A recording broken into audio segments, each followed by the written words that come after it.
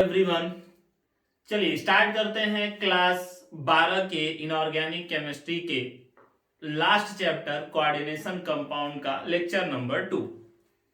पहले लेक्चर में आपने देखा था एडिशन कंपाउंड क्या है और एडिशन कंपाउंड दो डिफरेंट टाइप्स के हो सकते हैं, जिसमें पहला नंबर रहा था डबल सॉल्ट और सेकेंड नंबर आपने पढ़ा कॉम्प्लेक्स सॉल्ट। दोनों के बीच में क्या डिफरेंस होता है ये आपको पहले लेक्चर में बता चुके हैं। इसके बाद आपने पढ़ा कोऑर्डिनेशन कंपाउंड को कैसे रिप्रेजेंट किया जाता है और कोऑर्डिनेशन कंपाउंड को रिप्रेजेंट करने के लिए एक बड़े ब्रैकेट का यूज किया गया। इस बड़े ब्रैकेट को कोऑर्डिनेशन स्फीयर कहते हैं और इसके अंदर जो सबसे पहला मेटल आया उसको सेंट्रल मेटल एटम कहा गया। सेंट्रल मेटल एटम के जस्ट बगल में जितनी स्पीसीज थी जो सेंट्रल मेटल एटम के साथ कोऑर्डिनेशन बॉन्ड जनरेट करती थी, उन सभी स्पीसीज को लिगेंड्स कहा गया। ये सारी बातें आप पिछले लेक्चर में देख चुके हैं। आज पढ़ते हैं, हम स्टार्ट करते हैं complex salt and there types. Complex salt कितने वैरायटी के हो सकते हैं अलग अलग बेसिस के आधार पे, यानी हमको पढ़ना है कॉम्प्लेक्स सॉल्ट का क्लासिफिकेशन और जस्ट बाद पढ़ेंगे लिगेंड्स के बारे में। तो चलिए स्टार्ट करते हैं। कॉम्प्लेक्स सॉल्ट कितने वैरायटी के हो सकते हैं? जैसा कि आपको पहले से पता होगा कि हर क्लासिफिकेशन का एक बेस होता है, हर क्लासिफिकेशन का एक आधार होता है। उसी तरह जब हम कॉम्प्लेक्स सॉल्ट को डिवाइड करेंगे तो अलग अलग आधार पे और अलग अलग टाइप्स में इनको डिवाइड किया जाएगा। तो चलिए स्टार्ट करते हैं। कॉम्प्लेक्स सॉल्ट कितने वैरायटी के हो सकते हैं और उनकी वैरायटी को डिसाइड करने के लिए कौन कौन से बेस हमने लिए हैं। तो चलिए यहाँ पे टॉपिक में लिखते हैं, इधर लिखा जाता है आपका कॉम्प्लेक्स सॉल्ट और बारी बारी देखते हैं कौन कितनी वैरायटी का हो सकता है। तो कॉम्प्लेक्स सॉल्ट और डिवीजन स्टार्ट करते हैं। इसमें 4 डिवीजन हम करेंगे। यहाँ पे सबसे पहला डिवीजन जो हमने लिखा है, ध्यान दीजिएगा, यहाँ पे पहला डिवीजन जो कि आधार लिया गया है फॉर्मूले का, यानी पहला है on the basis of formula. Formula के बेसिस पे कितने तरीके के कॉम्प्लेक्स सॉल्ट मिलेंगे हमको अगर हमको फॉर्मूला के बेसिस पे डिवाइड करना हो।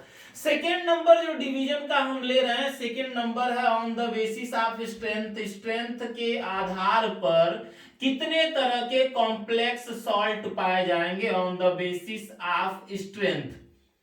थर्ड नंबर आता है लिगेंड्स के बेसिस पे कितने वैरायटीज के ये हो सकते हैं, यानी थर्ड क्लासिफिकेशन जो हम करेंगे वो लिगेंड्स के बेसिस पे करेंगे।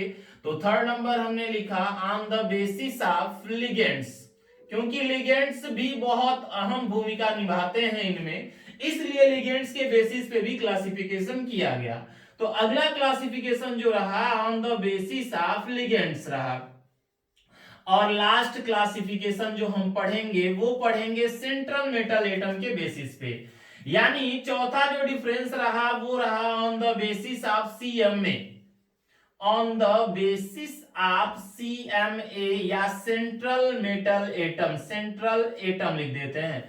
तो on the basis of central atom आपको इनके बेसिस पे भी इनका क्लासिफिकेशन करना है, यानी क्लासिफिकेशन का 4 आधार लिया हमने। सबसे पहला आधार जो रहा on the basis of formula, formula के बेसिस पे कॉम्प्लेक्स सॉल्ट कितने टाइप्स के होते हैं। दूसरा क्लासिफिकेशन का बेस हमने रखा on the basis of strength, यानी स्ट्रेंथ के आधार पे कितने तरह के होंगे। थर्ड कॉम्प्लेक्स सॉल्ट को डिवाइड करने के लिए हमने जो थर्ड आधार लिया वो लिया लिगेंड्स, यानी ये जो लिगेंड्स है अगर इनके आधार पे हमको किसी कॉम्प्लेक्स सॉल्ट को डिवाइड करना हो तो कैसे डिवाइड कर सकते हैं। और चौथा डिवीजन जो हमने लिया वो सेंट्रल एटम के बेसिस पे लिया। बारी बारी इनकी चर्चा करेंगे कौन कितने वैरायटी के होंगे। तो चलिए पहला नंबर जो लिखा गया है on the basis of formula, यानी फॉर्मूला के बेसिस पे कॉम्प्लेक्स सॉल्ट कितने तरीके के पाए जाते हैं। तो जब फॉर्मूला के बेसिस पे कॉम्प्लेक्स सॉल्ट को डिवाइड किया गया तो ये 4 वैरायटी के थे। कैसे कैसे थे तो देखिए थे कैसे। सबसे पहले इनमें एक सिंपल कैटायन था और उसके बाद यहाँ पे कोऑर्डिनेशन स्फीयर स्टार्ट होता था और उसके बगल में जो एनायन आया था, जो कॉम्प्लेक्स पोर्शन था, वो कॉम्प्लेक्स के साथ अनायन बनाता था, एनायन रहता था यानी ऋणायन बनाता था। धनायन जो था वो सिंपल था, जबकि जो ऋणायन मौजूद होते थे वो कॉम्प्लेक्स फॉर्म में पाए जाते थे। पहला डिवीजन रहा। सेकेंड डिवीजन अगर हम देखें यहाँ पे सेकेंड नंबर चले आए तो अपोजिट हो गया, यानी अपोजिट होने का क्या मतलब था, आपका जो एनायन था, सॉरी जो कटायन था वो कॉम्प्लेक्स हो जाए, यानी जो प्लस वाला पोर्शन है वो कॉम्प्लेक्स हो जाए और उसके जस्ट बगल वाला जो पोर्शन हो जाए वो सिंपल हो जाए, यानी बगल वाला एनायन हो जाए। तो दूसरी वैरायटी जो थी वो आई आपकी complex cation versus simple anion. चलिए थर्ड फॉर्म की तरफ बढ़ते हैं। यहाँ पे अगर थर्ड नंबर देखा जाए तो थर्ड पोर्शन आता है दोनों के दोनों कॉम्प्लेक्स हो जाए यहाँ पे, यानी टर्म है आपका complex cation versus complex anion, यानी दोनों एक साथ मौजूद हो, कॉम्प्लेक्स कटायन भी रहे और कॉम्प्लेक्स एनायन भी मौजूद हो जाए। और फोर्थ वैरायटी जो आई थी वो थी न्यूट्रल। ऐसा भी हो सकता है कि किसी तरह का कोई चार्ज ना हो उनके ऊपर, न्यूट्रल भी हो सकते हैं।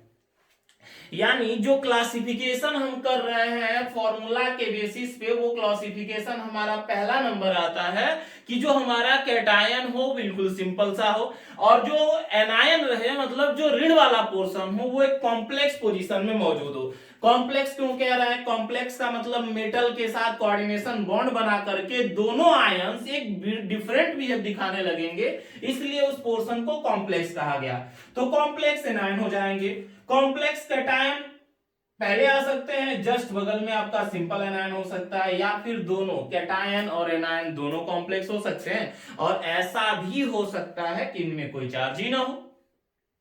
तो फार्मूला के बेसिस पे चार तरह के कोऑर्डिनेशन कंपाउंड या कॉम्प्लेक्स सॉल्ट पाए जाते हैं। चलिए अब क्लासिफिकेशन करते हैं दूसरे का। दूसरे नंबर पे लिखा गया on the basis of strength. Strength के बेसिस पे हम इनको डिवाइड करेंगे और स्ट्रेंथ के बेसिस पे बस दो ही तरह के ये होते हैं। सबसे पहला जो होता है जिसको कहते हैं perfect salt, perfect complex salt, सबसे पहला जो पोजीशन आया वो होगा आपका परफेक्ट कॉम्प्लेक्स सॉल्ट। और सेकेंड नंबर जो आएगा उसको बोला जाता है imperfect complex salt. Second number के टर्न पे हम आ जाएंगे।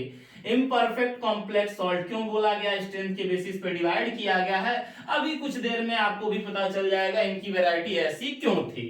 चलिए थर्ड नंबर लिखा गया on the basis of ligands. Ligands के बेसिस पे अगर हम इनको डिवाइड करें तो लिगेंड्स के बेसिस पे ये दो तरीके के होते हैं, ये भी दो तरीके के होंगे। सबसे पहला फर्स्ट टर्म जो आएगा उसको बोला जाता है होमोलैप्टिक, और सेकेंड टर्म जो आएगा उसको बोला जाएगा हेट्रोलैप्टिक। बहुत इजी है ये, बहुत आसानी से आपको, जितनी आसानी से ये समझ में आएगा आईयूपीएसी नेम लिखना उतना ही इजी हो जाएगा आपके लिए।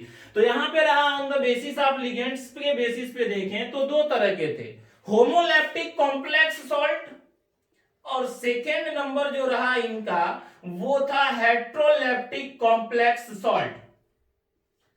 और लास्ट जो हमने डिवीजन किया है आप देख सकते हैं, और लास्ट वाला जो पोर्शन आपको दिख रहा है on the basis of central atom, ये भी दो वैरायटी के होते हैं।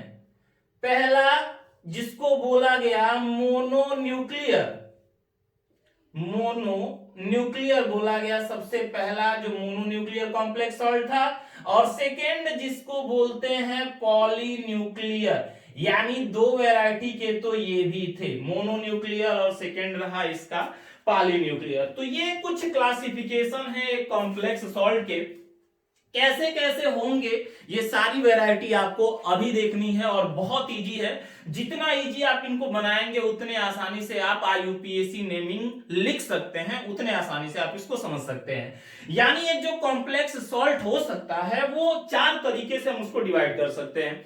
पहला तरीका हमने लिया कि फॉर्मूला कितना होगा और फॉर्मूला कैसे कैसे जनरेट होते हैं। आपको याद होगा फॉर्मूला कैसे बनाया था हमने सबसे पहले एक बड़ा ब्रैकेट बनाया था। जैसे फॉर एग्जांपल अगर हम बात करें तो हमने लिखा था, याद होगा आपको, K4 और यहाँ पे हमने लिखा था FeCN6, एग्जांपल में लेके चले थे पोटेशियम फेरोसाइनाइड का, और हमने कहा था ये बने थे एडिशन कंपाउंड ही हैं, लेकिन जैसे ही हम इनको वाटर में डिजोल्व करेंगे, पानी में जैसे ये घोलेंगे तो पोटेशियम आयन तो इजीली रिमूव हो जाएगा, लेकिन बचे हुए ये जो आयन आपको दिख रहे हैं ये इतनी आसानी से रिमूव नहीं होते हैं। ये 4K का प्लस और प्लस बना लेंगे यहाँ पे FeCN6 और होल्ड पे माइनस। तो आप देख सकते हैं इस बॉक्स के पहले एक कैटायन मौजूद है, बॉक्स का पूरा हिस्सा एनायन बना हुआ है। तो इसी बेसिस पे, इसी फॉर्मूले के बेसिस पे हम इनको डिवाइड कर रहे हैं। और डिवाइड कैसे कर रहे हैं, कह रहे हैं कि सबसे पहले हो सकता है कि पहले एक सिंपल कैटायन हो और जस्ट बगल में एक कॉम्प्लेक्स एनायन आ जाए। देखिए इसमें है कि नहीं है, यहाँ पे पोटेशियम जो इस बॉक्स के पहले है, जो बॉक्स के पहले है वो इजीली टूट जाएगा, वो अपनी आइडेंटिटी लूज कर देगा। बॉक्स के पहले वाला जो पोर्शन आपको दिखा, ये बॉक्स के पहले वाला पोर्शन सिंपल कैटायन है और अंदर वाले में तो आपको कई सारे आयंस मौजूद हैं और मिल करके एक विचित्र, एक डिफरेंट वैरायटी की स्पीशीज दे रहे हैं। और ये जो आयन मौजूद हैं इनको कॉम्प्लेक्स, और देखिए ऊपर माइनस चार्ज, इसलिए इनको एनायन कह दिया गया।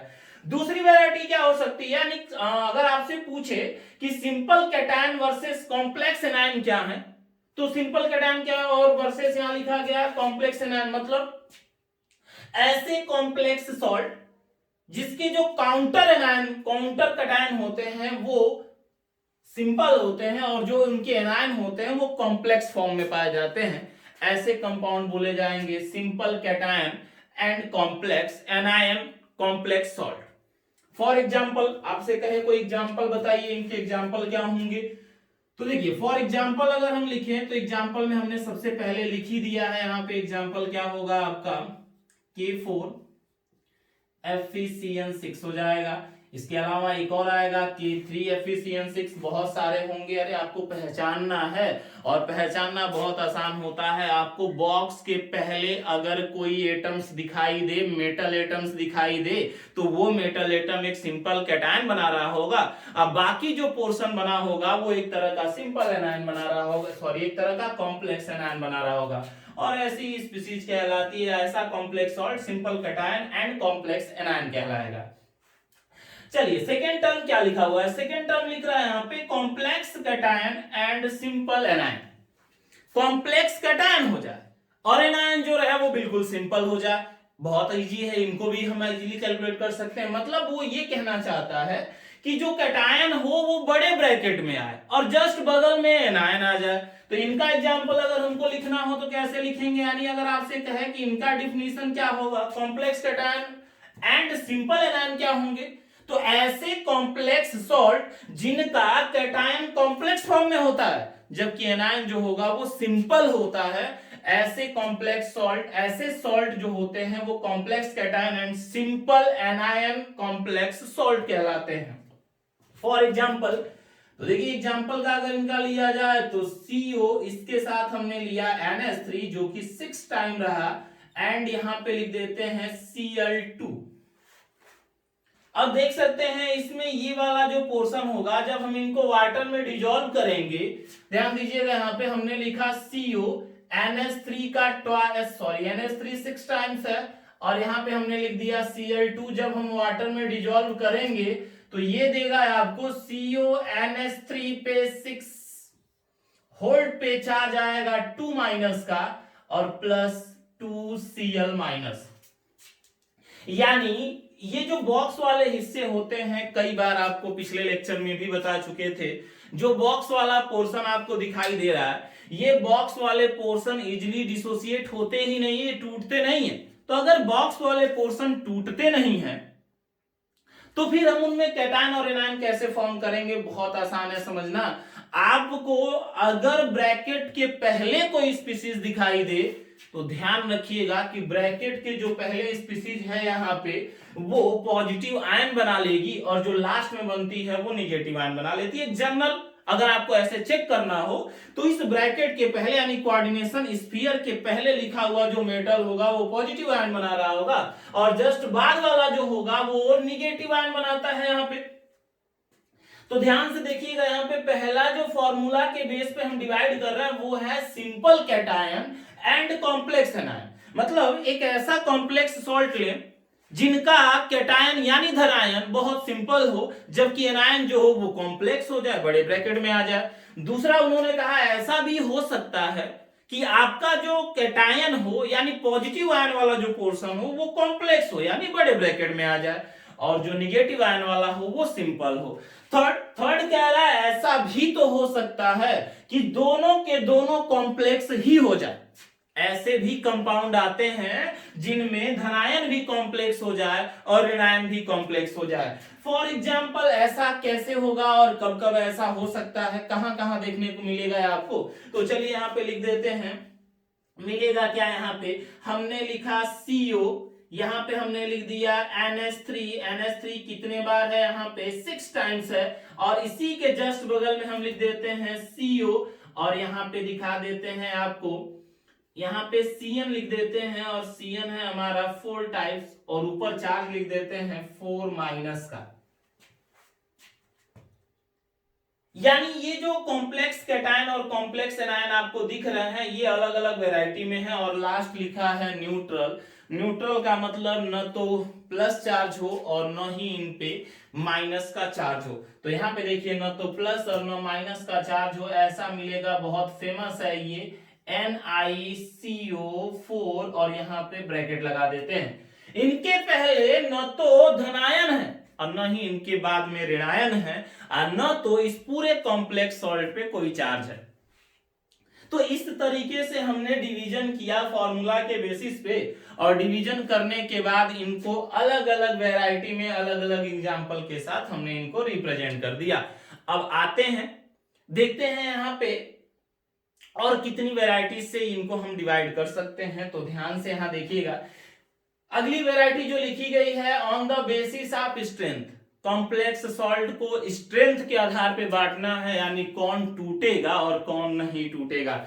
वैसे तो जनरली कॉम्प्लेक्स सॉल्ट पानी में टूटेंगे नहीं, लेकिन फिर भी थोड़ी तो कमी आई जाती है।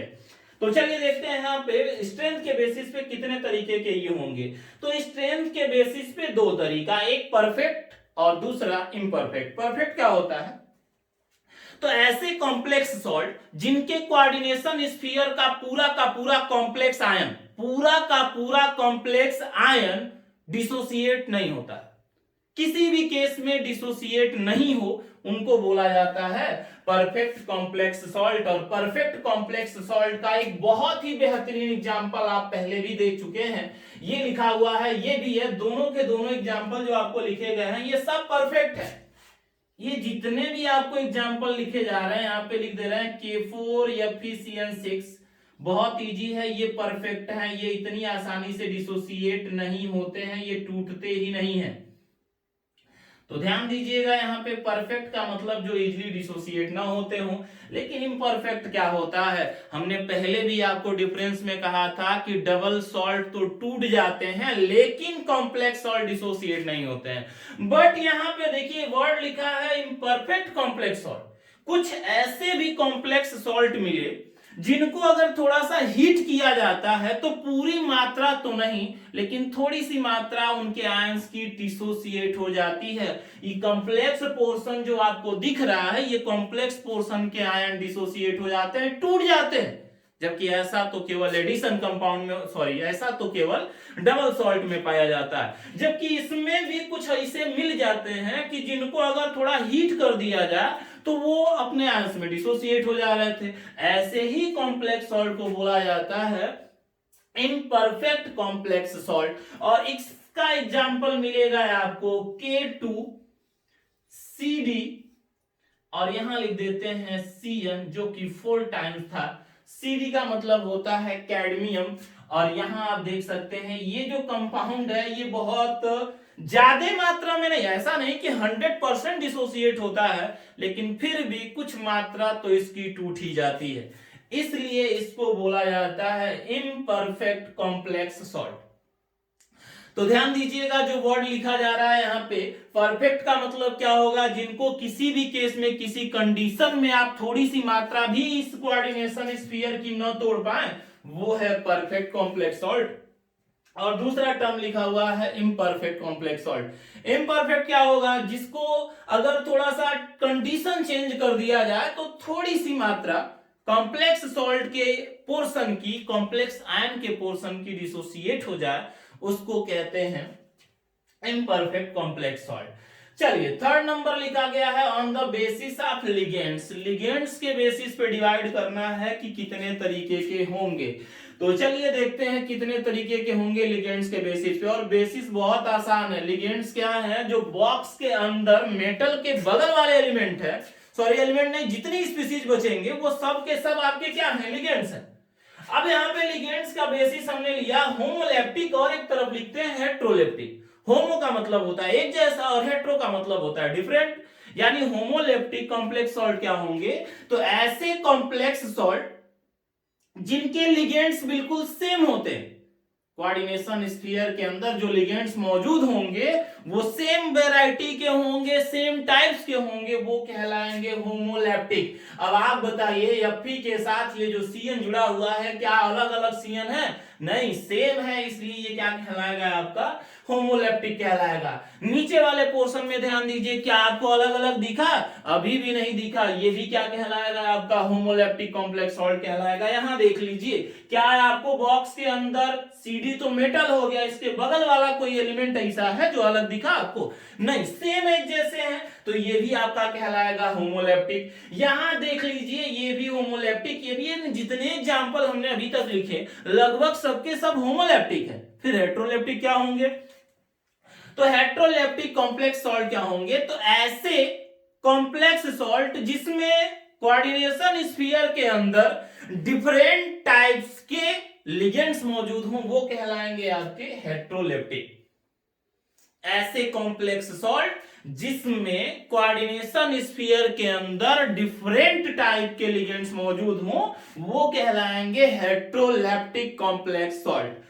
जैसे फॉर एग्जांपल अगर हम बात करें कि क्या होंगे, ये तो फॉर एग्जांपल अगर आपको दिखाएं तो यहां हमने लिखा है PT NH3, यहां पे हम 4 लिख देते हैं, यहां Br2 है, और यहां पे हमने लिख दिया Cl2। थोड़ा ध्यान दीजिएगा, हम बॉक्स के बाहर वाले की बात तो कर ही नहीं रहे, उनका हमसे कोई मतलब नहीं है, यहाँ पे हम बॉक्स के अंदर वाली बात कर रहे हैं। और बॉक्स के अंदर आपको ब्रोमीन दिखा हुआ है और एक तरफ NH3 है, दो तरह के लिगेंड्स मौजूद हो गए। ध्यान दीजिएगा, बॉक्स के अंदर मेटल को छोड़कर जितनी स्पीसीज लिखी गई हैं सब लिगेंड्स हैं। अगर डिफरेंट टाइप्स की हैं तो हेट्रोलेप्टिक है, और अगर सेम टाइप की हैं तो होमोलेप्टिक है। यहां पे देख रहे हैं आप Cl2 है। जनरली अगर यहीं से क्वेश्चन डिराइव कर दें, पूछ दें, बताइए इस कंपाउंड्स को ध्यान से देखिए और बताइए इस फार्मूला के बेसिस में ये कहां जाएगा। अब बताइएगा यहाँ पे कमेंट में कि ये कहां पहुंचने वाला है। ये जो पोर्शन है अगर इस वैरायटी में आए तो फिर कहां पहुंचेगा। तो देखिए, अगर फार्मूला के बेसिस पे डिवाइड करें तो अभी हमने कहा कि बॉक्स के पहले है तो समझिए वो पॉजिटिव है और बॉक्स निगेटिव हो जाएगा, और बॉक्स के बगल में है तो निगेटिव होना तो क्लोरीन का बना, अगर क्लोरीन निगेटिव हुआ तो ये पोर्शन पॉजिटिव, ये पोर्शन पॉजिटिव, तो ये आया कॉम्प्लेक्स कैटायन और बगल वाला सिंपल एनायन हो जाएगा। चलिए, और लास्ट डिफिनीशन, लास्ट जो वैरायटी हमने बांटी है वो है on the basis of central atom.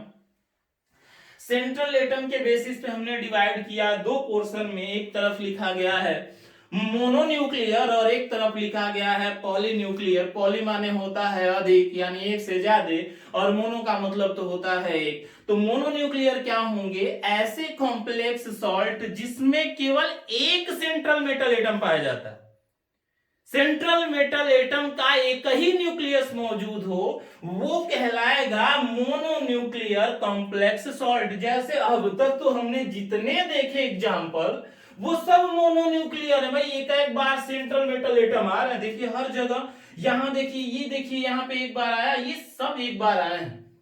तो जितने एक बार वाले हैं जिसका सेंट्रल मेटल एटम अकेला हो, वो कॉम्प्लेक्स सॉल्ट आपका कहलाएगा मोनोन्यूक्लियर। लेकिन दूसरी तरफ एक और वर्ड लिखा हुआ है जिसमें लिखा है पॉलीन्यूक्लियर। क्या होते हैं, तो पॉलीन्यूक्लियर क्या होंगे, ऐसे कॉम्प्लेक्स सॉल्ट जिसमें एक से ज्यादा न्यूक्लियस होते हैं सेंट्रल मेटल एटम के, वो कहलाएगा पॉलीन्यूक्लियर। फॉर एग्जांपल, यहां ध्यान दीजिएगा, हम एक एग्जांपल लिख रहे हैं, यहां पे थोड़ा अच्छे से समझिएगा। यहां हमने लिखा NH3 यहां पे दिखा देते हैं CO, यहां थोड़ा अच्छे से देखिएगा, यहां पे दो बार आपको आने वाला है ये CO, और सेम यही वैरायटी लिख देते हैं।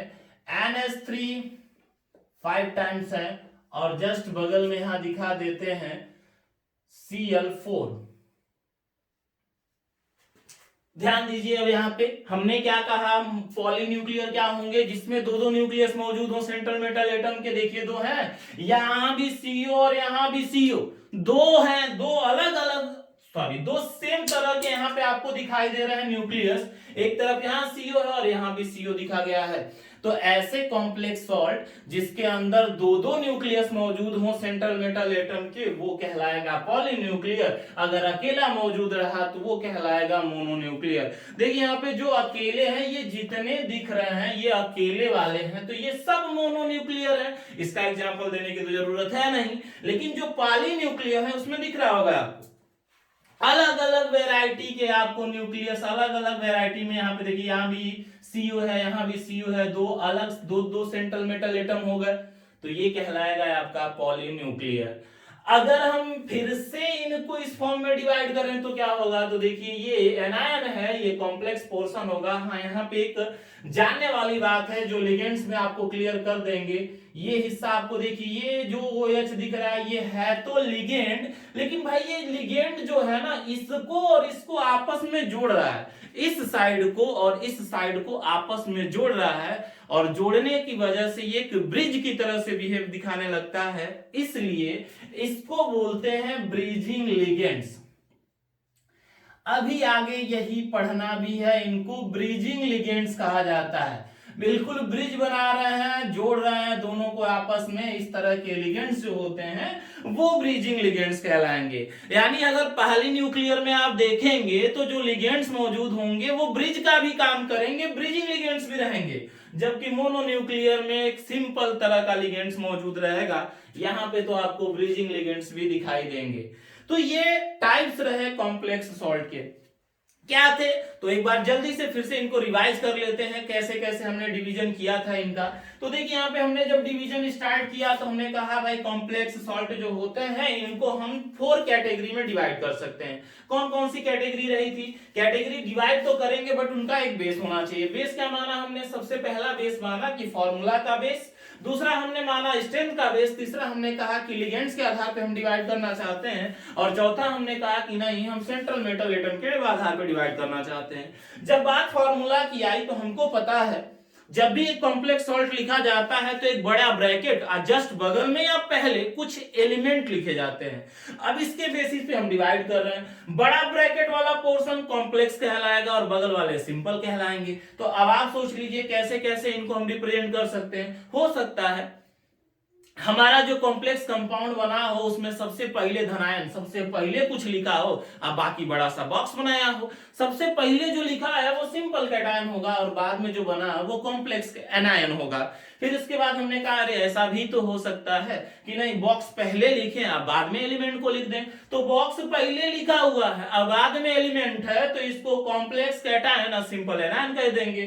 थर्ड वाला पोर्शन हमने कहा अरे भाई हो सकता है कि दोनों बॉक्स में रहना चाहें, अगर दोनों बॉक्स में दिखाई दें, दोनों बॉक्स में दिखाई दें तो वो एक कॉम्प्लेक्स कैटायन है तो एक कॉम्प्लेक्स एनायन है। और फोर्थ पोर्शन अगर उनमें कोई चार्ज ना हो, अगल बगल भी ना रहे, खाली एक ही बॉक्स में पैक्ड हो, देखो ये की बॉक्स में पैक्ड है NiCO4, CO कार्बन मोनोऑक्साइड, यहाँ पे खैर कार्बोनिल बोला जाएगा, और Na जब इस पे कोई चार्ज नहीं है तो Na पे चार्ज आया नहीं, और अगर चार्ज नहीं आया तो ये तो न्यूट्रल हो गए। तो ऐसे भी हो सकते हैं, यानी 4 तरह से इनको रिप्रेजेंट किया जा सकता है। इसके बाद आता है स्ट्रेंथ के बेसिस पे। स्ट्रेंथ के बेसिस पे कितने तरह के होंगे, तो हमने कहा 2 तरह के, एक वो जो कभी न टूटे एकदम कॉम्प्लेक्स सॉल्ट की आइडेंटिटी शो करें, और एक वो होते हैं जो थोड़े बहुत कमजोर होते हैं, थोड़ा सा कंडीशन अगर कहीं बदला तो उनकी थोड़ी मात्रा डिसोसिएट हो जाती है। फॉर एग्जांपल हमने लिखा है K2CdCN4।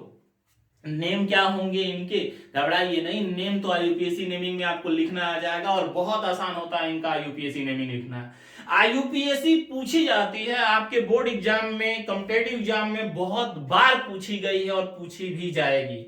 चलिए थर्ड नंबर यहाँ पे हमने डिवाइड किया है लिगेंड्स के बेसिस पे, तो बहुत इजीली डिवाइड कर दिया है, होमोलेप्टिक है हेटेरोलेप्टिक। होमोलेप्टिक आजकल काफी ट्रेंड में है, होमो शब्द जो है वो काफी ट्रेंड में है। होमो का मतलब होता है सेम और हेटेरो का मतलब होता है डिफरेंट। सेम टाइप्स के लिगेंड्स मौजूद हैं तो होमोलेप्टिक है, और अगर डिफरेंट टाइप्स के मौजूद हैं तो हेटेरोलेप्टिक है। इसके बाद हमने डिवाइड किया सेंट्रल एटम के आधार पे। सेंट्रल एटम के आधार पे दो तरह का, अकेला न्यूक्लियस तो मोनो, और एक से ज्यादा न्यूक्लियस तो वो कहलाए पॉलीन्यूक्लियर। तो ये वैरायटी रही थी कॉम्प्लेक्स सॉल्ट की। अब हम इसके आगे पढ़ते हैं लिगेंड्स क्या है, क्योंकि चर्चा तो पूरी लिगेंड्स की ही करनी है। और लिगेंड्स कितनी वैरायटी के हो सकते हैं, एक तो आपने देख ही लिया कि ब्रिज वाले लिगेंड्स भी होते हैं, और हमने वर्ड लिख ही दिया है ब्रिजिंग लिगेंड्स। ये तभी आएंगे यूज में जब पॉलीन्यूक्लियर हो। अगर पॉलीन्यूक्लियर नहीं है तो ब्रिजिंग लिगेंड्स नहीं आते हैं।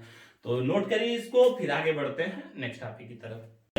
अब बात करते हैं लिगेंड्स की, कितने वैरायटी के लिगेंड्स होंगे और लिगेंड्स क्या होते हैं। खैर ये तो हम आपको पहले भी बता चुके हैं। लिगेंड्स क्या है, जो सेंट्रल मेटल एटम के साथ स्पीसीज कोऑर्डिनेशन बॉन्ड जनरेट कर लेती है, वो सभी स्पीसीज क्या कहलाती हैं, लिगेंड्स बोली जाती हैं। यानी कॉम्प्लेक्स सॉल्ट एक बड़ा क्राइटेरिया था वहां पे कि पहले कोई आयंस मौजूद हो सकता है, बाद में हो सकता है। एक बड़ा ब्रैकेट जरूर दिखेगा आपको, और बड़े ब्रैकेट के अंदर जो पहला मेटल दिखता है उसको सेंट्रल मेटल एटम, जस्ट बगल वाले लिगेंड्स कहलाते हैं। लिगेंड्स जो है मेटल के साथ कोऑर्डिनेशन बॉन्ड बना लेते हैं। तो चलिए आगे बढ़ते हैं, टॉपिक देखते हैं लिगेंड्स कितने टाइप्स के हो सकते हैं। और फिर से वही बात, जब बात करेंगे कि कितने टाइप्स के हो सकते हैं तो जाहिर सी बात है इनका भी तो एक बेस होगा, किस बेस पे हम इसको डिवाइड कर रहे हैं। तो चलिए डिवाइड करने के लिए कुछ बेस लेते हैं, आते हैं टॉपिक की तरफ, देखते हैं कितने वैरायटी के हो सकते हैं। तो देखिए सबसे पहले हम यहाँ पे जब डिवाइड कर रहे हैं तो डिवाइड करने के लिए हमने पहला बेस जो लिया उसको हम मान लेते हैं on the basis of nature. बहुत जरूरी है क्योंकि नेचर के बेसिस पे लिगेंड्स बिल्कुल मौजूद होंगे। सेकेंड टर्म जो हम लिख रहे हैं यहाँ पे, वो लिख रहे हैं, बहुत इंपॉर्टेंट चीज है, वो है on the basis of denticity. अब ये डेंटिसिटी क्या होती है देखते हैं डेंटिसिटी के बारे में। On the basis of denticity, आपको पता है लिगेंड्स जो होते हैं सेंट्रल मेटल के साथ कोऑर्डिनेशन बॉन्ड जनरेट करते हैं, और अगर कोऑर्डिनेशन बॉन्ड जनरेट करेंगे तो जाहिर सी बात है कोऑर्डिनेशन बॉन्ड बना रहे होंगे। और लिगेंड्स ही जैसे हमने उस दिन बनाया था, आपको याद हो, नहीं भी याद है तो देखिए यहाँ पे हमने लिखा था, यहाँ Fe है, Fe के साथ 6 CN कोऑर्डिनेशन बॉन्ड बना रहे थे। थोड़ी सी चर्चा इनकी देख लेते हैं, फिर बढ़ते हैं आगे की तरफ। तो 6 जो CN थे ये कोऑर्डिनेशन बॉन्ड बना रहे थे, कुछ ऐसा लोकेशन था वहां पे। जनरली हम CN ही लिख देते हैं यहाँ पे। साइनाइड आयन जो थे वो कोऑर्डिनेशन बॉन्ड बना रहे थे, और यहाँ पे हमने आपको चार्ज दिखाया था 4-। चलिए अब बढ़ते हैं आगे की तरफ। तो ध्यान दीजिए यहाँ पे ये जितने CN हैं ये सभी के सभी CN लिगेंड्स कहलाएंगे।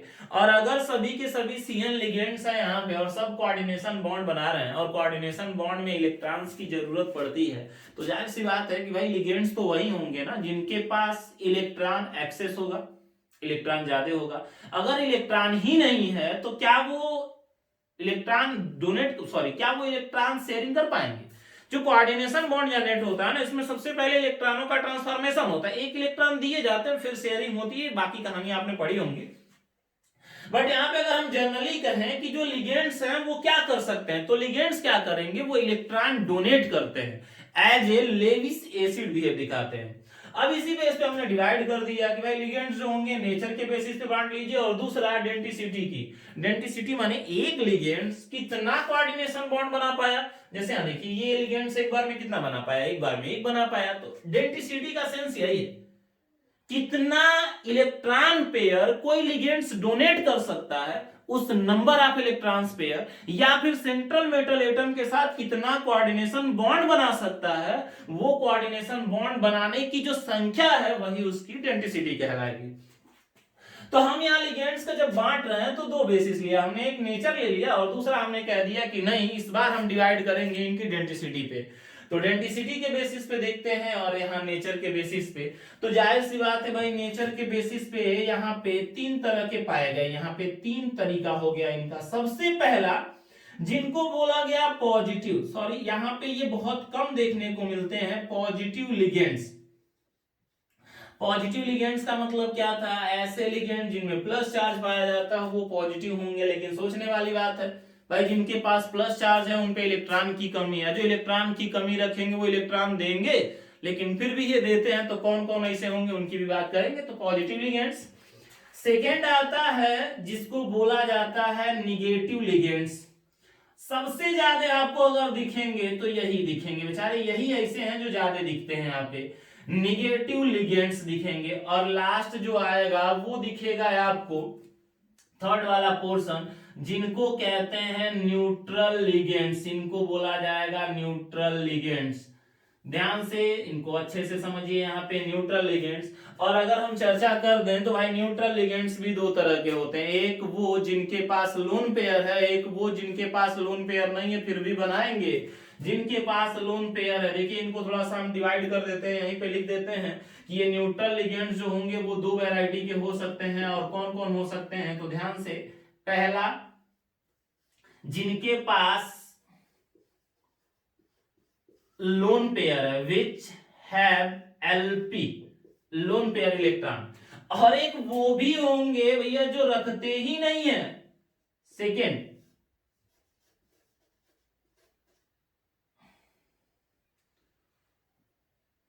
ऐसे लिख देते हैं,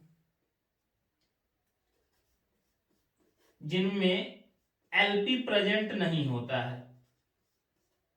दो वैरायटी की ये पाए जाएंगे। इन पे भी क्वेश्चन कॉम्पिटिटिव एग्जाम में ज्यादा पूछे जाते हैं। चलिए अब आते हैं यहाँ पे डेंटिसिटी पे।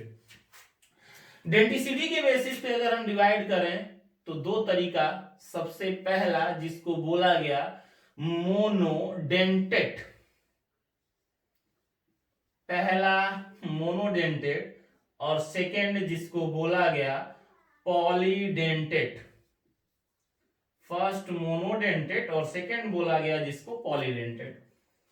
पॉलीडेंटेट अगेन वैरायटी के थे, पॉली माने अधिक बार होता है, पॉलीडेंटेट कितने वैरायटी के थे, तो चलिए यहां पे लिखते चलते हैं। एक था जिसको बोला गया बाईडेंटेट, एक जिसको बोला गया ट्राईडेंटेट, एक जिनको बोला गया टेट्राडेंटेट। अब नंबर समझ सकते हैं क्या इनका सेंस है।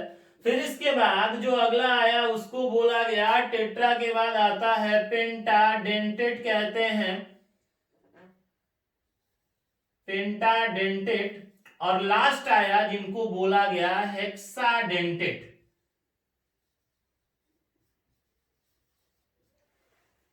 इतने वैरायटी के लिगेंड्स पाए गए यहाँ पे। बाइडेंटेट, ट्राइडेंटेट, यहाँ पे नंबर लिखते चलते हैं, ये फर्स्ट, ये सेकेंड, ये थर्ड, ये फोर्थ, ये फिफ्थ, और एक तो आप पहले भी देख चुके हैं।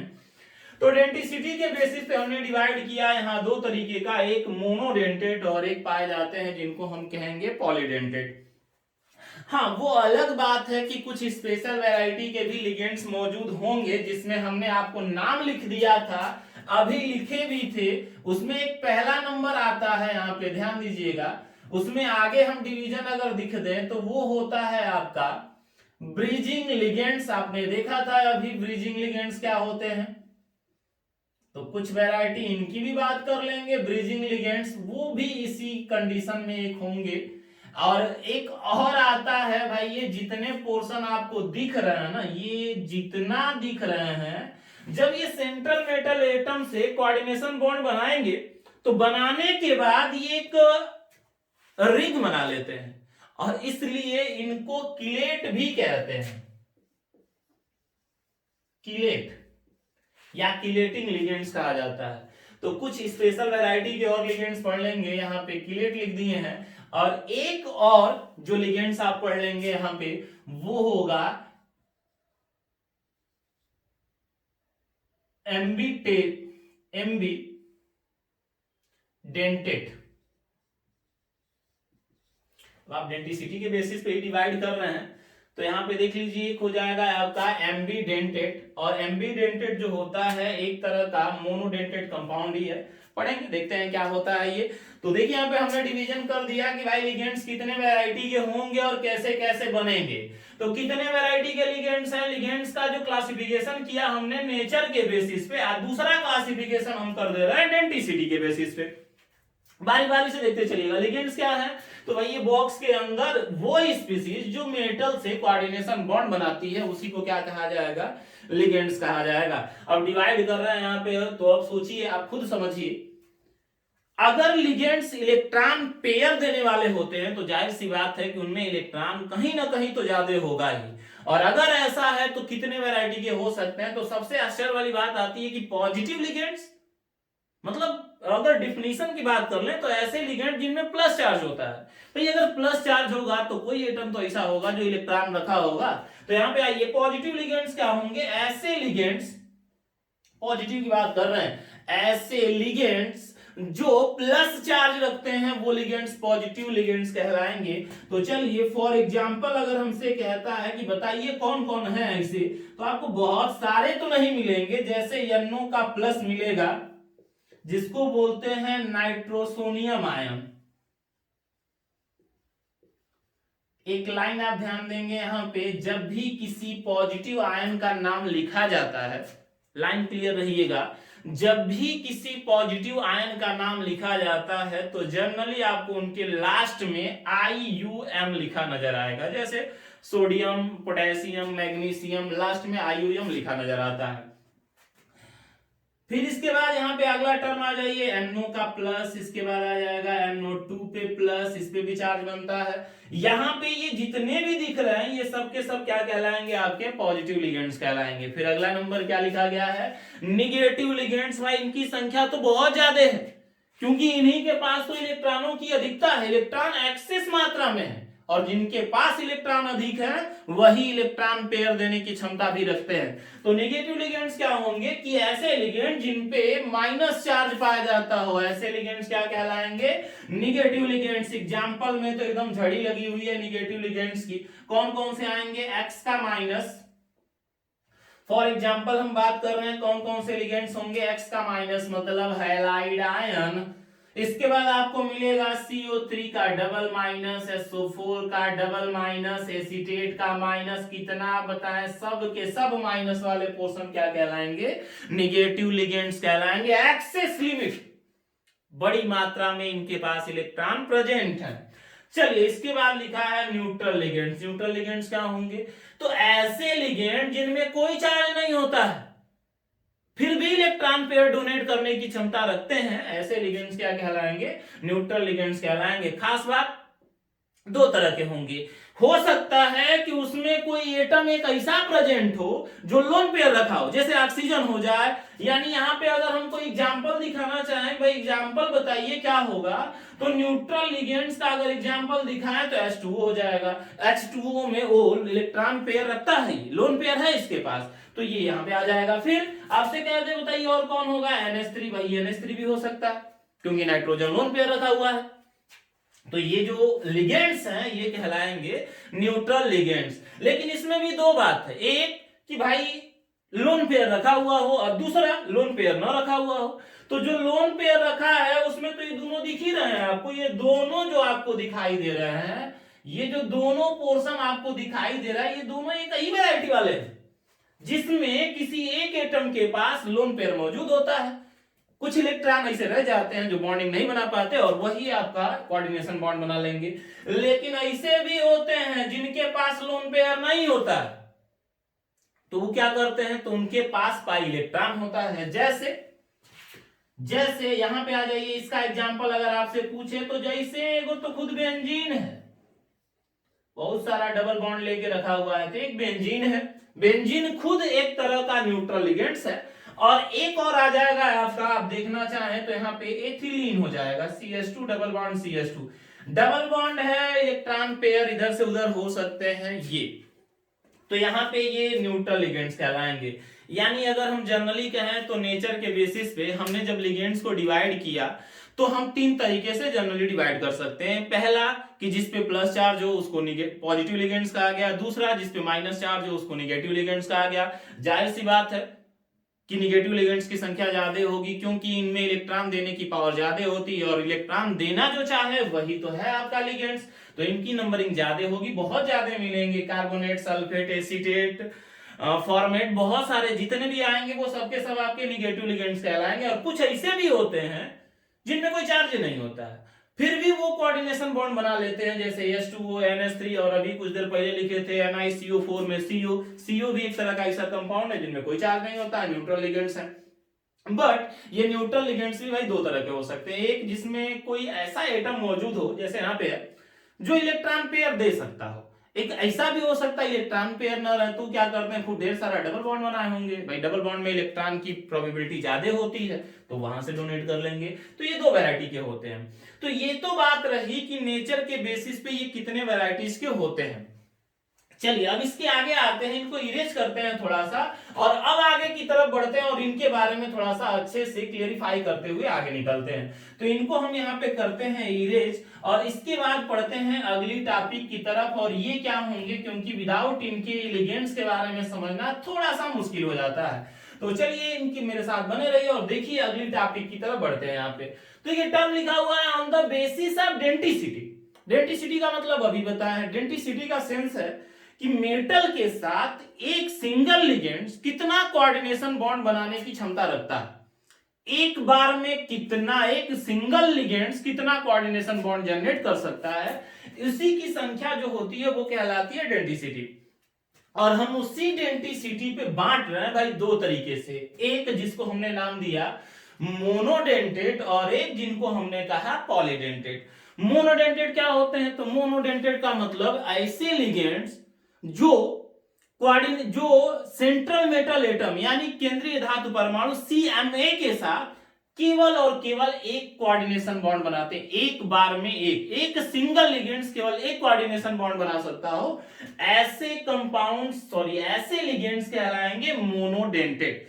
फॉर एग्जांपल मोनोडेंटेट का अगर आपसे एग्जांपल कहे कि बताइए एग्जांपल क्या होगा, तो मोनोडेंटेट के एग्जांपल में अभी लिखे थे X का माइनस, CO3 का डबल माइनस, SO4 का डबल माइनस, CH3 COO अभी भी लिखे थे बेचारे, ये सब माइनस जो दिख रहे हैं H2O, भाई यहाँ पे न्यूट्रल पॉजिटिव की तो बात कर नहीं रहे हैं, NH3, ये जितने दिखाई दे देंगे ये सब आपके क्या कहलाएंगे, मोनोडेंटेट कहलाते हैं। लेकिन कुछ ऐसे भी होते हैं जो एक बार में एक से ज्यादा, एक सिंगल लिगेंड्स होते हैं जो एक बार में एक से ज्यादा कोऑर्डिनेशन बॉन्ड बना लेंगे, तो जो एक से ज्यादा बना लेंगे वो क्या कहलाएंगे, आपके पॉलीडेंटेट कहलाएंगे। अब बात आती है कि चलिए बताइए पॉलीडेंटेट कौन कौन से हैं, तो बहुत सारे आएंगे पॉलीडेंटेट में, ऑक्जिलेट आ जाएगा, C2O4 का डबल माइनस, ये कहलाएगा आपका बाइडेंटेट।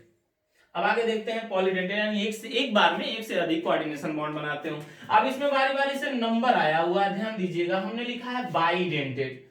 बाइडेंटेट क्या होता है, तो बाइडेंटेट का मतलब क्या हो जाएगा, जो एक बार में, वर्ड देखिएगा, पॉलीडेंटेट जो एक से अधिक कोऑर्डिनेशन बॉन्ड बनाते हो, यानी किसी कॉम्प्लेक्स सॉल्ट में अगर कोई ऐसा लिगेंड्स मौजूद है जो एक बार में एक से ज्यादा बॉन्ड बना ले तो वो कहलाएगा पॉलीडेंटेट। अब पाली में एक से ज्यादा कितना बना सकता है, तो एक से ज्यादा में हो सकता है 2 बना ले, हो सकता है 3 बना ले, हो सकता है 4 बना ले, हो सकता है 5 बना ले, हो सकता है 6 बना ले, और इसी के बेसिस पे हम डिवाइड कर रहे हैं बाइडेंटेट, ट्राइडेंटेट, टेट्रा, पेंटा और हेक्सा। तो चलिए वर्ड जो लिखा गया है बाइडेंटेट, बाइडेंटेट क्या होगा, तो ऐसे कॉम्प्लेक्स सॉल्ट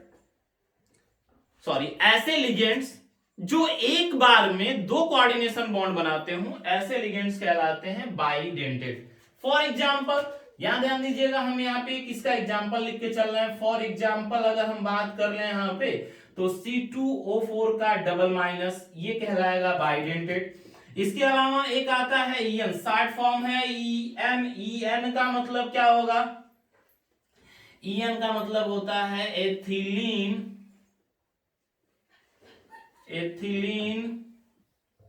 डाई एमीन कहते हैं, वर्ड की जरूरत पड़ेगी आपको एथिलीन। इसके बाद आ जाएगा आपका PY, PY का मतलब क्या हो जाएगा यहाँ पे, तो PY का मतलब हो जाएगा पायरिडीन या पीरिडीन, जो भी आप इसको पढ़ लें, पायरिडीन कहते हैं। फिर एक और आ जाएगा आपका जिसको बोला जाता है DMG, DMG का मतलब क्या हो जाएगा यहाँ पे, तो DMG का मतलब होगा डाई मेथिल ग्लाई ऑक्सीमेटो, डाई मेथिल ग्लाई ऑक्सीमेटो। तो DMG हो जाएगा। ये जितने दिख रहे हैं आपको ये सब बाइडेंटेड है। एथिलीन डाइमीन अगर आपसे कोई कहे नहीं, चलिए कैजुअली अगर कोई बोल दे कि इनका स्ट्रक्चर बना दीजिए, तो एथिलीन डाइमीन का स्ट्रक्चर क्या हो जाएगा, यहाँ पे CH2, यहाँ पे एथिलीन, दो बार देखिए, एक बार में दो बना लेगा, ये NH2 यहाँ पे ये है एथिलीन डाइमीन। ये अकेला दो दो कोऑर्डिनेशन बॉन्ड बनाने की पावर रखता है। एक के साथ ये सेंट्रल मेटल एटम के साथ अकेले दो दो कोऑर्डिनेशन बॉन्ड बना लेगा। तो ऐसे जो लिगेंड्स होंगे वो क्या कहलाएंगे, आपके बाइडेंटेड कहलाएंगे। ये 60 नेम पूरा याद रखेंगे आप। EN का मतलब एथिलीन डाइमीन, PY का मतलब पाइरिडीन और DMG का मतलब डाइमेथिल ग्लाइऑक्सीमेटो कहते हैं इसको। तो ये तीन नाम आपको अभी शॉर्ट फॉर्म में आए। चलिए इसके बाद आगे बढ़ते हैं। थर्ड नंबर लिखा है ट्राइडेंटेड, यानी कुछ ऐसे भी होते हैं जो एक बार में तीन तीन बनाते हैं। ये तो अभी दो ही बनाया, अब तीसरे वाले भी आएंगे। ट्राइडेंटेड क्या होंगे, तो ऐसे लिगेंड्स जो एक बार में तीन कोऑर्डिनेशन बॉन्ड बनाने की पावर रखते हैं, ऐसे लिगेंड्स कहलाएंगे ट्राइडेंटेड। अब ट्राइडेंटेड में कौन आ जाएगा, तो ट्राइडेंटेड के कुछ एग्जांपल की बात कर लेते हैं। यहां से इनको आगे बढ़ जाते हैं, ध्यान दीजिएगा। यहाँ पे हम ट्राइडेंटेड का नंबर लिख रहे हैं। डाइन लिखा होगा ऐसे, डाइन का मतलब क्या हो जाएगा, यहाँ पे इन ऐसे लिखा होगा, ई नहीं रहेगा यहाँ पे। तो डाइन का मतलब क्या हो जाएगा, तो ध्यान दीजिएगा, इसका मतलब है डाई एथिलीन और इसको कहते हैं ट्राई एमीन। लाइन क्लियर रहिएगा, जो वर्ड लिखा हुआ है हमने डाइन, ये एक तरह का ट्राइडेंटेड है। स्ट्रक्चर क्या है कि स्ट्रक्चर बनाइए कि एथिलीन दो बार हो और एमीन तीन बार हो, बहुत इजी है बनाना, ध्यान दीजिएगा। CH2 और CH2 ये तो हो गया एथिलीन, और इसके साथ एक बार एमीन यहां बना देते हैं, अब बीच में आ जाएगा NH, इसके साथ फिर यही सेम चीजें अपोजिट साइड में लगा देते हैं, और ई कहलाएगा आपका डाई एथिलीन और ट्राइएमीन। ये ऐसे नहीं लिखा होगा आपको, ये जनरली ऐसे ही लिखा आएगा, DIEN लिखा होगा। और जब भी आप IUPAC नेमिंग लिखेंगे आपको इसका फुल फॉर्म देना होगा। और एक और बात यहाँ क्लियर कर दें आपको, तो आपको कहीं नहीं लिखा होगा कि ये मोनोडेंटेट है कि बाइडेंटेट है, ट्राई है कि टेट्रा है। आपको ये याद रखना होगा कितने तरीके के हैं। तो ये जो दिख रहा है आपको, ये है आपका डाई एथिलीन ट्राइएमीन, ये एक तरह का टेट्राडेंटेट कंपाउंड है। तो यहां तक बात क्लियर हो गई होगी। अब बढ़ते हैं, अगला नंबर जो लिखा गया है यहाँ पे टेट्राडेंटेड, इसके इनको समझाने से पहले इनको इरेज करते हैं, फिर बढ़ते हैं आगे की तरफ। तो देखिए इनको यहाँ पे इरेज कर देते हैं और फिर बढ़ते हैं अगले टॉपिक की तरफ, जो अगला लिखा हुआ है यहाँ पे, जो कि लिखा है आपका ट्राई टेट्राडेंटेड। टेट्राडेंटेड का मतलब क्या होगा, तो टेट्राडेंटेड का मतलब होता है कि ऐसे लिगेंड्स जो एक बार में जो चार कोऑर्डिनेशन बॉन्ड बनाते हो वो कहलाएंगे टेट्राडेंटेड। ऐसे लिगेंड्स जो एक बार में चार कोऑर्डिनेशन बॉन्ड बना ले वो कहलाएंगे टेट्राडेंटेड। और इस टेट्राडेंटेड का अगर एग्जांपल लिखें तो आता है ट्राइन। अब ट्राइन क्या होगा, तो ट्राइन ऐसे लिखा होगा आपको, अब इसके कंफ्यूजन में नहीं आइएगा। ट्राइन का मतलब क्या हो जाएगा, तो ट्राइन का मतलब होगा ट्राई एथिलीन। ऐसे से एक ज्यादा रहेगा एमीन, तो यहां हो जाएगा आपका टेट्राएमीन।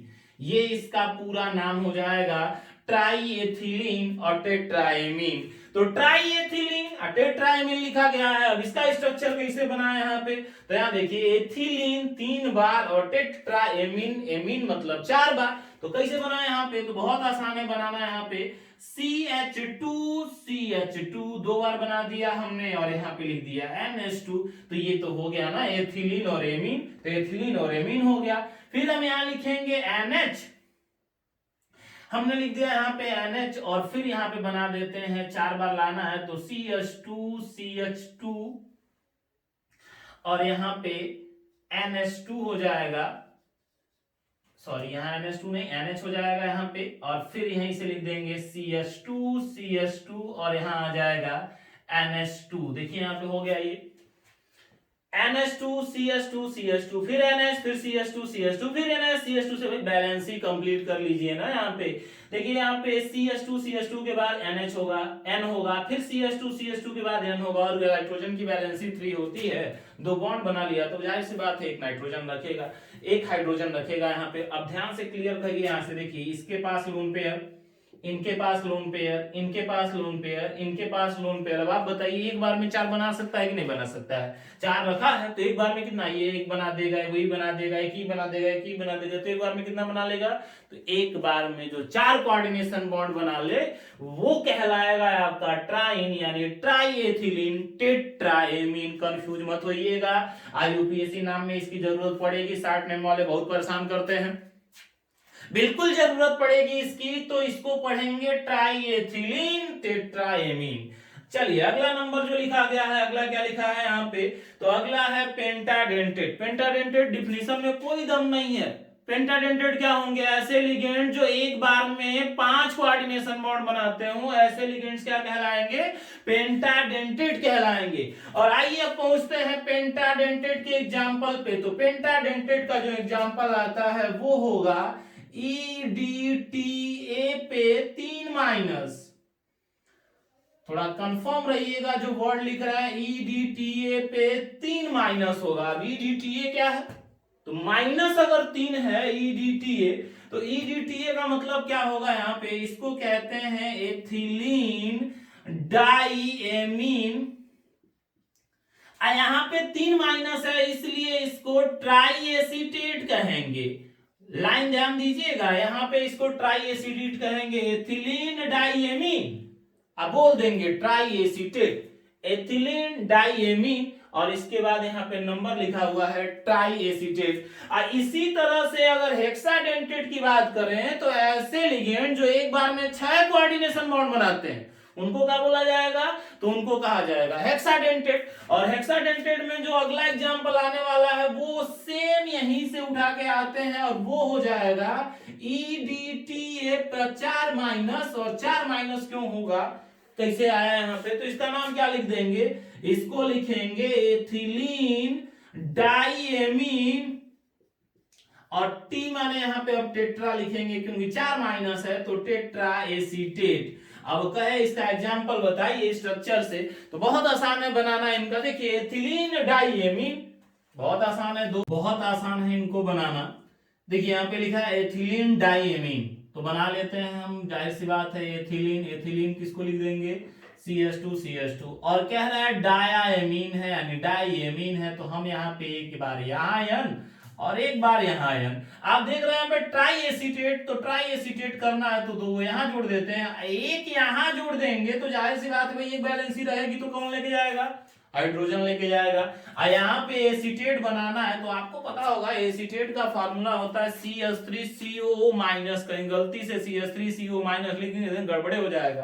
क्या लिखेंगे यहाँ पे? CH2 लिखिएगा और COO पे माइनस, यहाँ भी CH2COO पे माइनस, यहाँ भी CH2COO पे माइनस। तो देखो हो गया कि नहीं एथिलीन, और 2 बार एमीन यानी N हो गया, और 3 बार एसीटेट, तो इसका नाम होगा एथिलीन डाइएमीन और ट्राई एसीटेट। तो देख लो 3 बार ये है और 2 बार ये बना देंगे, तो एक बार में कितना बना लिए?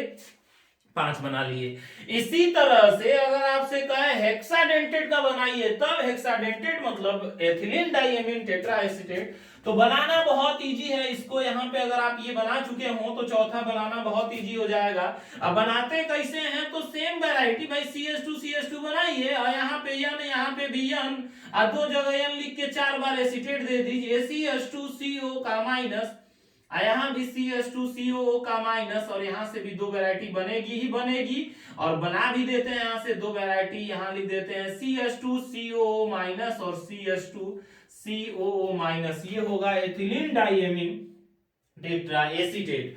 तो आपने देखा डेंटिसिटी के बेसिस पे ये होते हैं 2 तरह के, एक मोनोडेंटेट जो एक बार में एक ही बनाएंगे, और बाकी होते हैं पॉलीडेंटेट जो एक बार में एक से ज्यादा बना ले। एक से ज्यादा अधिकतम कितना? तो एक से ज्यादा अगर अधिकतम देखा जाए तो एक से ज्यादा ये मैक्सिमम 6 बना सकते हैं, 6 तक बना सकते हैं। अगर एक बार में 2 बना ले तो बाइडेंटेट, 3 बनाए तो ट्राइडेंटेट, 4 बनाए तो टेट्राडेंटेट, 5 बनाए तो पेंटाडेंटेट, और अगर 6 बनाए तो हेक्साडेंटेट। सबसे जरूरी इनके एग्जांपल की बात, आपने देखा बाइडेंटेट में कौन कौन आया? ऑक्जिलेट आ गया, आपका एथिलीन डाइएमीन आ गया, पिरिडीन आ गया।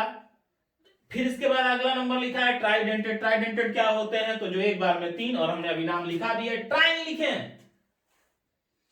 ये आपका टेट्रा हो जाएगा। एक और लिखे थे डाइन, डाई एथिलीन ट्राइएमीन, यहाँ पे आइए ट्राइएथिलीन तो टेट्राएमीन। एग्जांपल बहुत आसान है बनाना।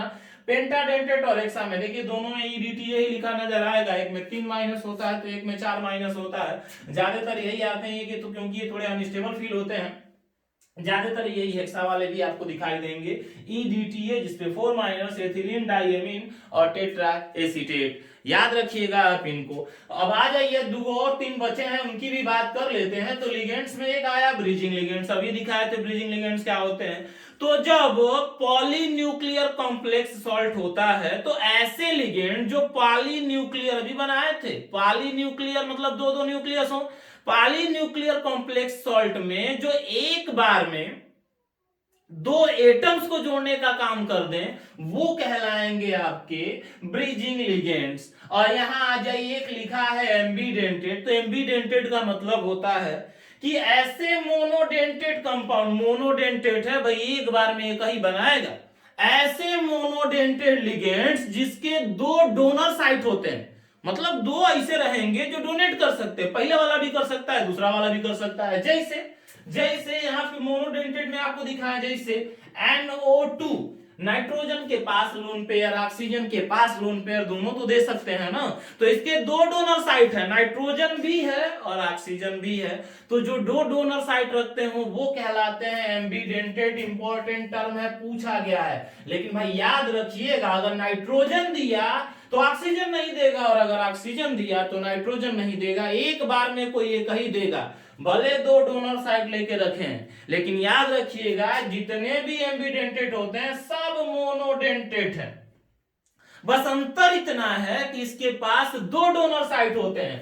एससीएन आ जाएगा, एससीएन को यहाँ NO2 और सेकेंड नंबर अगर लिख दें तो यहाँ पे एन लिख देते हैं, ONO भी लिख सकते हैं आप, यहाँ पे एससीएन को NCS भी लिख सकते हैं आप। तो जिसमें दो दो डोनर साइट हो वो कहलाएंगे एम्बीडेंटेड। और एक और वर्ड लिख दिया है यहाँ पे किलेट, इसको भी समझ लीजिए क्योंकि ये भी कभी कभी पेपर में आ जाता है। किलेट क्या है? तो किलेट कौन बनाते हैं? एम्बीडेंटेड तो मोनो वाले ले गए, अब बचे पॉलीडेंटेड, ये सभी पॉलीडेंटेड क्या कहलाएंगे? किलेट। क्यों किलेट कहलाएंगे? किलेट क्या है?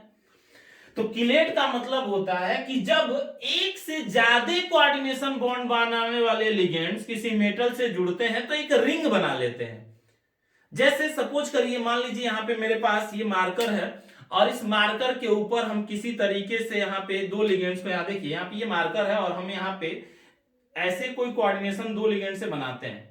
एक ऐसा लिगेंड जो एक बार में दो कोऑर्डिनेशन बॉन्ड बना सकता हो, ऐसे जाके इसको पकड़ लेता है, रिंग बना लेता है, और इस प्रोसेस को किलेशन कहते हैं। और जो लिगेंड्स ऐसा काम कर रहा है वो कहलाएगा किलेटिंग लिगेंड्स, या उसको किलेट कहते हैं। अब आप जान रहे हैं कि एक बार में दो बना लेता है, ये तीन, यानी जितने पॉली हैं वो सब किलेट लिगेंड्स कहलाएंगे, किलेशन कहलाते हैं। तो ये ना सोचिएगा ये कोई अलग से, भाई इसी में ऐसा है कि कोई रिंग बना ले रहा है, जो रिंग बना ले रहा है वो किलेट कहला जाएगा, जो पॉलीन्यूक्लियर में दो न्यूक्लियस को जोड़ दे वो ब्रिजिंग लिगेंड्स कहलाएगा। एम्बीडेंटेड क्या होता है? तो ये मोनोडेंटेड ही है, बस इसमें अंतर इतना है कि इसमें दो दो डोनर साइट होते हैं, कभी नाइट्रोजन दे देगा तो कभी ऑक्सीजन दे देगा, दो डोनर साइट मौजूद हो तो वो कहलाएगा एम्बीडेंटेड। तो ये पूरा पोर्शन रहा आपका लिगेंड्स का। आपने आज यहाँ पे क्लियर किया कॉम्प्लेक्स सॉल्ट कितने तरीके के होंगे और लिगेंड्स कैसे कैसे रहेंगे, और इसी बेसिस पे एक नंबर हमने डिफाइन किया था, कोऑर्डिनेशन नंबर। बोला था हमने कोऑर्डिनेशन नंबर क्या है, तो ऐसे कंपाउंड्स, सॉरी कोऑर्डिनेशन नंबर क्या है, तो जिस कॉम्प्लेक्स सॉल्ट में जितने कोऑर्डिनेशन बॉन्ड बने होते हैं उन्हीं की संख्या कहलाती है कोऑर्डिनेशन नंबर। अब यहां ध्यान दीजिएगा, हमने ये नहीं कहा जितने लिगेंड्स जुड़े होते हैं, क्योंकि भाई लिगेंड्स तो दो तरह के हो सकता है, एक बार में एक देने वाले हो सकता है एक बार में दो देने वाले हो सकता है एक बार में 5 देने वाले हो। संख्या कैसे क्लियरिफाई करेंगे? यहाँ पे मान लीजिए, मान के चलिए जो हम यहाँ पे लिख रहे हैं, मान लीजिए अगर हमको लिखा FeEDTA, इस पे लिख दिया 2 माइनस, आपसे पूछे यहाँ पे बताइए कोऑर्डिनेशन नंबर कितना, तो आप तो कहेंगे एक ही है, ये एक नहीं है, ये EDTA एक बार में 6 बना लेगा। एक बार में जो 6 बना ले तो उसका कोऑर्डिनेशन नंबर 6 है, क्योंकि कोऑर्डिनेशन नंबर का मतलब होता है कि कितना कोऑर्डिनेशन बॉन्ड बना हुआ है लिगेंड्स के साथ। एक बार में 6 बनाया, इसलिए यहाँ पे कोऑर्डिनेशन नंबर ऑफ Fc जो हो जाएगा वो हो जाएगा 6। तो आप ध्यान दीजिएगा, कोऑर्डिनेशन नंबर पूछा जाता है, कोऑर्डिनेशन नंबर क्या है? तो कोऑर्डिनेशन नंबर का मतलब इस बड़े बॉक्स में यानी कोऑर्डिनेशन स्फीयर में कितना कोऑर्डिनेशन बॉन्ड जनरेट हुआ है सेंट्रल मेटल एटम के साथ, उन्हीं की संख्या कोऑर्डिनेशन नंबर कहलाती है। आइए आप तभी बता पाएंगे जब ये जानेंगे कि कितने वैरायटी के लिगेंड्स हैं। सब मोनोडेंटेट है तो सबको गिन लीजिए, आप आसानी से आंसर बता देंगे। लेकिन अगर कहीं उसमें बाइडेंटेट का है, ट्राई का है, टेट्रा का है, तो अलग अलग निकालना होगा आपको। बाई वाले एक बार में 2 को बना लेंगे, दिखने में एक ही लगेंगे, लेकिन बना ले रहे हैं 2, तो गिनेंगे एक नहीं ना, गिनेंगे तो 2 ही। यहाँ पे ट्राई वाले में क्या होगा, दिखने में लग रहे हैं 1, बना ले रहे हैं 3, जिसे दिखने में लग रहा है 1, बना लिया 6। तो कोऑर्डिनेशन नंबर कभी भी लिगेंड्स की संख्या के बराबर नहीं हो सकता है, या हो भी सकता है। होगा किसमें? तो मोनो में, और नहीं होगा तो किसमें? पॉली वाले में होगा। तो आई होप आपको ये वीडियो पसंद आई होगी। यहां तक आपका जो सेक्शन रहा वो क्लियर होता है। नेक्स्ट लेक्चर में पढ़ेंगे आप कैसे सेंट्रल मेटल एटम का ऑक्सीडेशन नंबर निकाला जाए और इफेक्टिव एटॉमिक नंबर क्या होता है, इसकी स्टेबिलिटी की बात करेंगे। फिर आएंगे IUPAC नेमिंग पे। तब तक आप अपनी पढ़ाई जारी रखें।